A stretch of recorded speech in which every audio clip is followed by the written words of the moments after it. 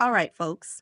Next up, we've got a little guy who's facing some seriously tough survival challenges. We're talking about the spotted long-tailed shark that lives along the east coast of Australia in the tropical waters of the Great Barrier Reef. Now, in the shark world, these guys are on the smaller side, not even reaching a meter in length. Unfortunately, that small size makes them a perfect snack for the bigger sharks around. So, how does this little shark manage to survive in a sea full of larger, more ferocious sharks?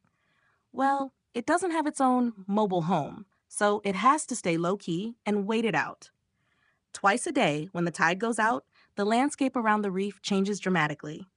The bigger sharks head back to the deeper ocean because the water levels drop too much for them. But our little spotted longtail shark? It's small enough to stick around and feast on all the goodies the reef has to offer without worrying about being eaten itself. However, it's on the clock because the tide keeps receding. Before long, our little shark could end up stranded.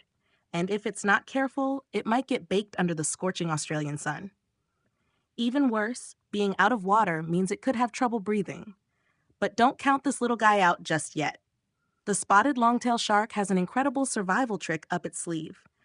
It can slow down its breathing and heart rate to conserve energy, keeping its brain activity minimal. This trick lets it survive for about an hour in such extreme conditions. But here's where it gets really cool. When things get even more dire, this shark has another unbelievable skill. It can walk. Yeah, you heard me right. It uses its front fins to push off the ground, almost like it's strolling along. It's a shark that can literally walk its way out of trouble. How amazing is that? This little guy is truly a survivor,